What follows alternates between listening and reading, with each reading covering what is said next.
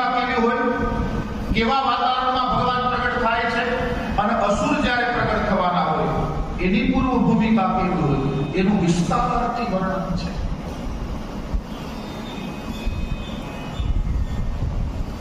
તો બે અસુર દીદીથી પ્રગટ થયા, હિરણાક્ષ અને હિરણ્યકશિપુ.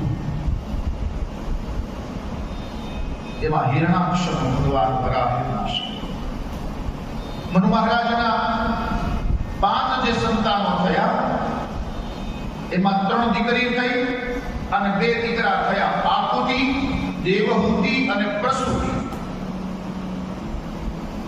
આ 3 દીકરી થઈ. પ્રિયવ્રત અને ઉત્તાનપાદ આ 2 દીકરા થયા. એમાં દેવહૂતિનું લગ્ન કર્દમ ઋષિ સાથે થયું. એ કથા સાંભળો. કર્દમ ઋષિ બ્રહ્માના દીકરા છે. બ્રહ્માના છાયામાંથી પ્રગટ થયેલા કર્દમ ઋષિ છે. પિતાની આજ્ઞામાં રહેનારા કર્દમ ઋષિ બ્રહ્માજી આજ્ઞા આપે છે, બેટા ગ્રહસ્થાશ્રમ માં. ત્યારે કર્દમ ઋષિએ કહ્યું, પિતાજી મારે ગ્રહસ્થાશ્રમ નથી, ઈચ્છા જવાની, પણ હરદમ પિતાની આજ્ઞામાં રહેલા કર્દમ તપશ્ચર્યા કરવા,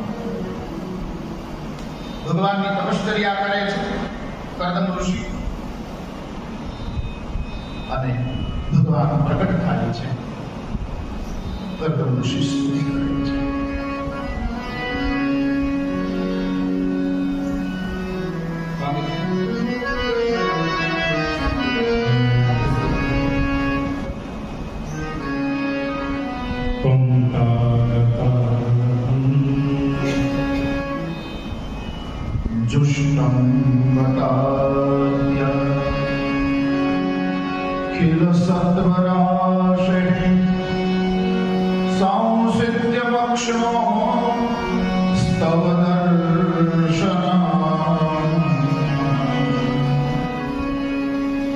યદ્દર્શ